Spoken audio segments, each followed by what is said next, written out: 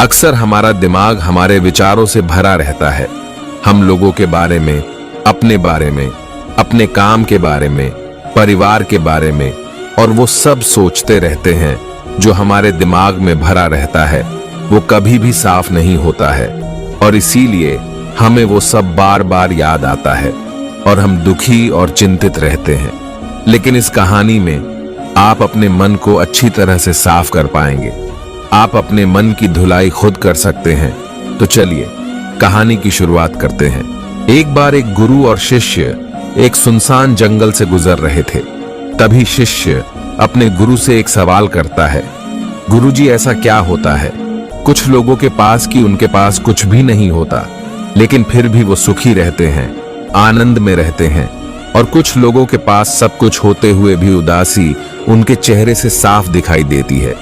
गुरु ने एक मुरझाए हुए फूल की तरफ इशारा करते हुए अपने शिष्य से कहा कि ये सोचने की और समझने की बात होती है।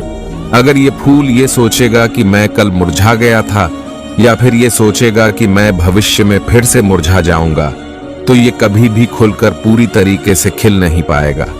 अपने सुंदर स्वरूप में ये कभी भी नहीं आ पाएगा और अपनी खुशबू से इस प्रकृति में बिखेर नहीं पाएगा। इस प्रकार इंसान अपनी अतीत की यादों में खोया रहता है या फिर अपनी भविष्य की कल्पनाएं करता रहता है, भविष्य के दुखों के बारे में सोचता रहता है या भूतकाल में जो उसके साथ बुरा घटित हुआ है उसके बारे में सोच सोच कर वो अपने भविष्य के लिए चिंतित होता रहता है। तो ऐसे मनुष्य जीवन में कभी भी सुख का अनुभव नहीं कर सकता। ये समझने की बात होती है कि जीवन हमेशा वर्तमान में होता है। अतीत और भविष्य की कल्पनाएं हमेशा मनुष्य को मृत्यु की तरफ लेकर जाती है। इसीलिए ये जरूरी हो जाता है कि जिस प्रकार हम अपने शरीर की देखभाल करते हैं उसे बीमारियों से दूर रखने के लिए उसकी अंदर से गंदगी भी साफ करते रहते हैं, उसी प्रकार समय समय पर हमें अपने मन और मस्तिष्क की भी गंदगी साफ करते रहना चाहिए, उसकी धुलाई करते रहना चाहिए। इससे आपकी दिमाग की क्षमता तो तेज होगी ही होगी, साथ ही साथ आप हमेशा आनंद में रहने का रहस्य जान पाओगे। शिष्य ने सवाल किया कि गुरुजी, इससे पहले कि हम मन और मस्तिष्क की चर्चा शुरू करें, इससे पहले मैं ये जानना चाहता हूं कि जिन लोगों के पास सब कुछ होता है वो दुखी क्यों रहते हैं और जिन लोगों के पास कुछ भी नहीं होता अक्सर वो आनंद में क्यों होते हैं? ये रहस्य क्या है? इसके पीछे का कारण क्या हो सकता है? फिर गुरु ने उत्तर दिया कि कुछ लोग जीवन में सब कुछ हासिल कर लेते हैं और सब कुछ हासिल करने के बाद उन्हें सब चीजों की व्यर्थता पता चल जाती है। ऐसे लोगों को अक्सर ये एहसास हो जाता है कि मैंने जीवन में जो कुछ भी पाया, जो कुछ भी किया, उससे भले ही मैं सुख सुविधाएं हासिल कर ली हो लेकिन मन की शांति अभी भी बहुत दूर है, अधूरी है, उस तक मैं पहुंच नहीं पाया। सब कुछ पाकर भी मैं अपने मन को जान नहीं पाया। और जब इंसान को ऐसा लगता है तो उसे महसूस होता है कि जो भी उसने कमाया वो कौड़ियों के भाव का था। उसने अपना जीवन बेकार की चीजों में यूं ही व्यर्थ कर दिया। और वही पर जिस इंसान के पास जीवन में कुछ भी नहीं होता है उसके पास एक उम्मीद होती है, सब कुछ पाने की लालसा रखता है और वही लालसा, वही इच्छा उसको जीवन में खुश रखती है, आगे बढ़ाती है, ऊर्जा से भरा हुआ रखती है। फिर गुरु ने अपने हाथ से एक सूखे पेड़ की तरफ इशारा करते हुए कहा कि शिष्य, कभी तो ये पेड़ भी हरा भरा रहा होगा, फूलों से भरा हुआ होगा, अनेक प्रकार के पक्षी और जानवर इस पर भी खेलते रहे होंगे, इसके फलों को खाते होंगे। उस समय इस पेड़ को भी ये पता नहीं होगा कि एक दिन मैं सूख जाऊंगा और मेरी हालत इतनी बेकार हो जाएगी कि मैं किसी को छांव तक नहीं दे पाऊंगा, मेरे ऊपर पत्ते तक नहीं रह जाएंगे, फल तो दूर की बात है। उसी प्रकार मनुष्य अपने जीवन की दौड़ में ये भूल जाता है कि जिस दौड़ में वो सबसे आगे निकलने की कोशिश कर रहा है उसका अंतिम चरण तो मृत्यु ही है। काश वो कभी इस दौड़ से अलग हटकर ये देख पाए कि इसका अंतिम चरण तुम्हें सुख की ओर कभी नहीं पहुंचाएगा, कि जिस दौर को वो सबसे आगे निकलकर जीतने के ख्वाब देख रहा है उसका अंतिम चरण मृत्यु ही है। काश वो कभी जीवन की दौड़ में ठहर कर ये देख पाए कि इसका अंतिम चरण क्या होगा, तो वो उन कामों को अपने जीवन से हटा सकता है जो व्यर्थ है, जो बेकार है, और ऐसे कार्यों की तरफ आगे बढ़ सकता है जो उसके जीवन में आनंद पैदा करते हो, जो उसके जीवन को एक नई दिशा देते हो। फिर गुरु ने खुद की तरफ इशारा करते हुए समझाया कि एक योगी वो होता है जो जीवन की दौड़ में ठहर जाता है, जो ये समझ लेता है कि जीवन का अंतिम चरण तो मृत्यु ही है। इसलिए वो जीवन में सुख सुविधाएं हासिल करने की वजह खुद के मन और मस्तिष्क को एक नए आनंद की तरफ ले जाने का प्रयास करना शुरू कर देता है। फिर से शिष्य ने सवाल किया कि गुरुदेव, क्या एक ग्रस्त जीवन में जीने वाला मनुष्य उस आनंद की प्राप्ति नहीं कर सकता, और अगर कर सकता है तो उसे किस प्रकार शुरुआत करनी चाहिए? गुरु ने कहा, बिल्कुल कर सकता है। अगर सभी मनुष्य उस आनंद की प्राप्ति के लिए योगी बनने का निश्चय कर ले तो इससे तो प्रकृति का चलन ही रुक जाएगा। उसकी जो व्यवस्था है वो बिगड़ने लगेगी। एक सच्चा योगी अपने जीवन में खोज करता है, और खोज करने के बाद वो ग्रस्त जीवन में किस प्रकार आनंद को प्राप्त किया जा सकता है वो तरीका सभी को बताता है, ताकि मनुष्य अपने ग्रस्त जीवन का पालन करते हुए उस आनंद की प्राप्ति भी कर सके। गुरु ने खुद को संबोधित करते हुए उत्तर दिया कि मैंने अपने जीवन में जो खोज की है उसके अनुसार मनुष्य को समय समय पर अपने मन और मस्तिष्क की सफाई करते रहना चाहिए। मनुष्य अपने शरीर पर तो ध्यान दे लेता है, लेकिन अपने मन और मस्तिष्क को भूल जाता है, उस पर कभी ध्यान नहीं देता, और इस वजह से मन और मस्तिष्क बूढ़े होते चले जाते हैं और उनमें जवानी नहीं रह जाती। और जब उनमें जवानी नहीं रह जाती तो उनमें नयापन और ताजगी नहीं रह जाती, जिसकी वजह से इंसान उदासी से भर जाता है। मन और मस्तिष्क की गंदगी क्या होती है, पहले मैं तुम्हें यह बताता हूं। हर मनुष्य के जीवन में कुछ ऐसी घटनाएं घटती है जिनका उसके मनोमस्तिष्क पर बहुत गहरा असर पड़ता है। वो जीवन में उन घटनाओं को भूल नहीं पाते, और वही घटनाएं उनके मन में पूरी तरह से पक्की बैठ जाती है, जो उसके मन में गांठ पैदा कर देती है। और भविष्य में जब भी वो कोई काम करेगा तो ये घटनाएं उसको प्रभावित करेगी, उसके विचारों को, उसके निर्णय को पूरी तरह से बदल कर रख देगी। ऐसे मनुष्य की दृष्टि भी भ्रमित हो जाती है, वो सत्य स्वरूप को नहीं देख पाता, वो चीजों को उन घटनाओं से जोड़कर भ्रमित तरीके से देखता है। उदाहरण के लिए, अगर किसी आदमी ने आपको धोखा दिया तो अब जीवन भर उस आदमी को हमेशा धोखेबाज समझते रहेंगे, उस पर कभी पूर्ण रूप से विश्वास नहीं कर पाएंगे। लेकिन समझने की बात यह होती है कि जिस इंसान ने आपको धोखा दिया वो धोखा उस इंसान के स्वभाव से मिला है, लेकिन उस इंसान के स्वभाव से हमारे दिमाग में उसका एक चित्र छप गया, उसकी एक छवि बन गई, और वो छवि दूसरे आदमी से जब हम संपर्क करते हैं तो बीच में एक दीवार की तरह खड़ी हो जाती है, और इसी वजह से दो लोगों के बीच संबंध स्थापित नहीं हो पाते।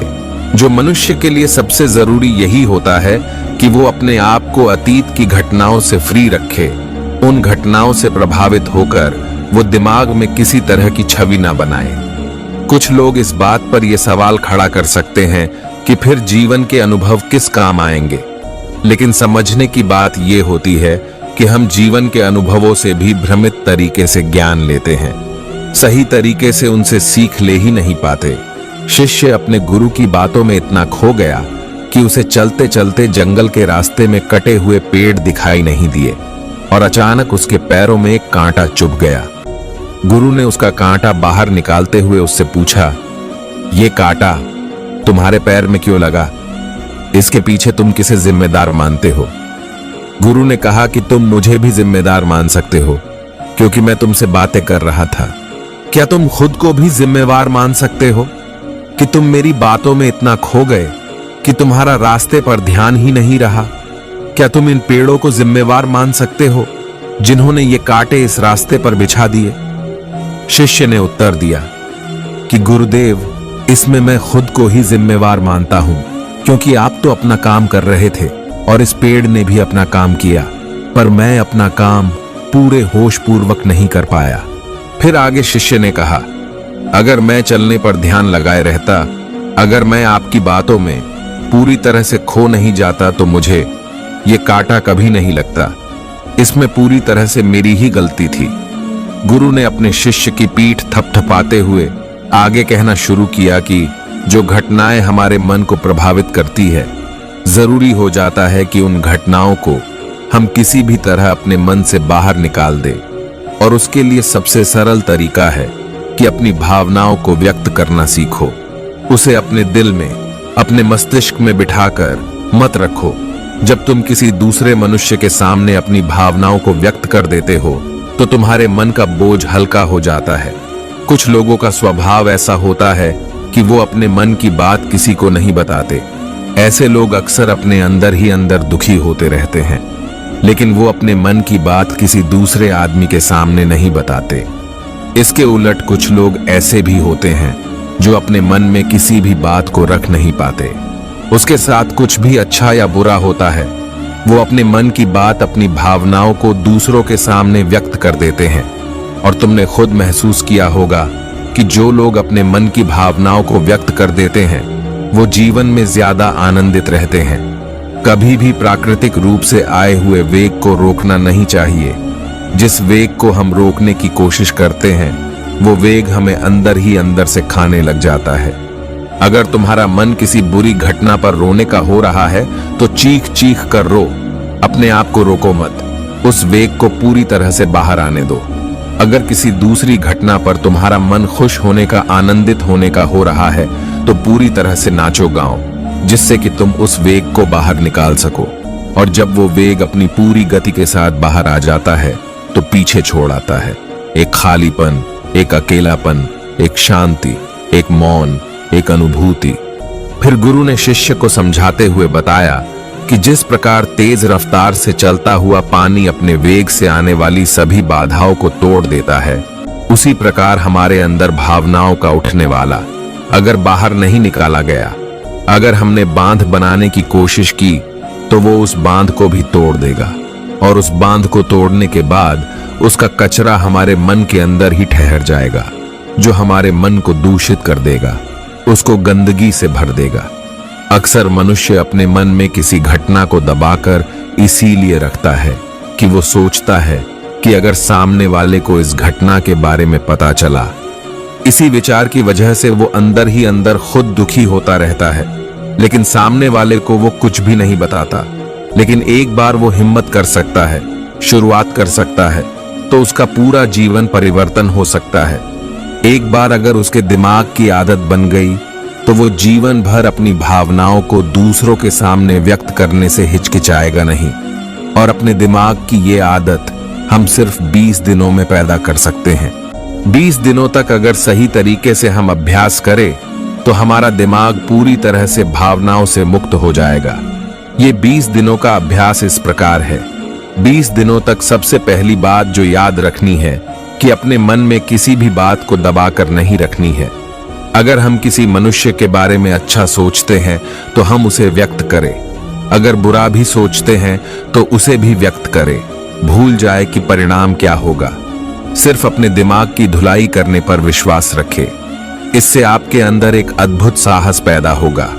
जब आप किसी मनुष्य के बारे में वो सब बता पाएंगे जो आप उसके बारे में सोचते हैं, तो आप खुद सोचिए कि आपका खुद के ऊपर विश्वास कितना ज्यादा बढ़ जाएगा। आपके मन के सारे डर खत्म हो जाएंगे। हो सकता है कि इसमें आपको चुनौतियों का सामना करना पड़े, लेकिन जहां पर चुनौती नहीं होती वहां पर अभ्यास भी नहीं होता। अभ्यास हमेशा चुनौतियों से भरा होना चाहिए। इससे आप सत्य वचन बोलने का अभ्यास भी कर पाएंगे। अक्सर हम दूसरों को प्रभावित करने के लिए वो सब बोलते हैं जो उन्हें अच्छा लगता है, लेकिन वो नहीं बोलते जो हम उनके बारे में सचमुच में सोचते हैं। और यही हमारी सबसे बड़ी भूल हो जाती है। इससे हमारा पूरा अस्तित्व झूठ बनकर रह जाता है। और अपनी भावनाओं को व्यक्त करते समय ये भी जरूर ध्यान रखें कि आपके अंदर जो भावनाएं हैं उस इंसान के प्रति उठ रही है, उसके पीछे का मूलभूत कारण क्या है।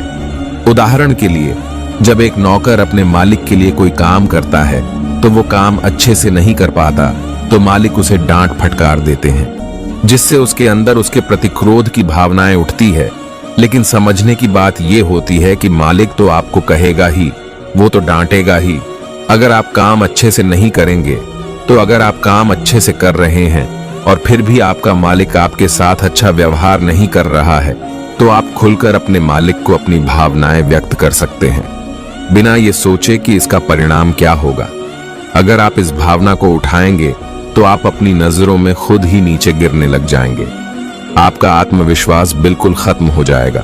दूसरा अभ्यास जो तुम्हें 20 दिनों तक करना है वो ये है कि जो भी घटनाएं तुम्हारे साथ घटित होती है, कम से कम जीवन में एक इंसान ऐसा होना चाहिए जिसके सामने तुम अपने दिल की बात रख सको, चाहे अच्छी बात हो चाहे बुरी बात हो।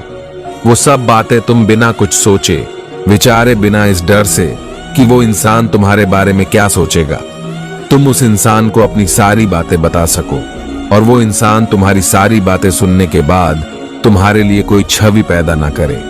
ऐसे इंसान अपने जीवन में खोजो और उनके सामने अपनी सारी भावनाएं व्यक्त करने की कोशिश करो। दिन में जो कुछ भी घटित होता है, अच्छा लगता है या बुरा लगता है, किसी के प्रति आकर्षण होता है, उसको एक दोस्त की तरह बताने का प्रयास करो। इससे तुम्हें यह पता चल पाएगा कि तुम्हारा मन घटनाओं के प्रति किस प्रकार की भावनाएं पैदा करता है। तुम अपने मन को समझने में सक्षम हो पाओगे। जब तुम किसी दूसरे आदमी को ये सारी बातें बताते हो तो तुम खुद भी अपनी प्रतिक्रिया रोके बिना उस घटना के प्रति तुम्हारा क्या रवैया रहा होगा, उसके प्रति खुद का आकलन भी कर पाओगे। ये चर्चा खत्म होते गुरु और शिष्य उस जंगल को पार करके अपने आश्रम में पहुंच जाते हैं। तो दोस्तों, मैं आशा करता हूं कि आपको इस वीडियो से काफी कुछ सीखने को मिला होगा। तो फिर मिलते हैं अगले वीडियो में।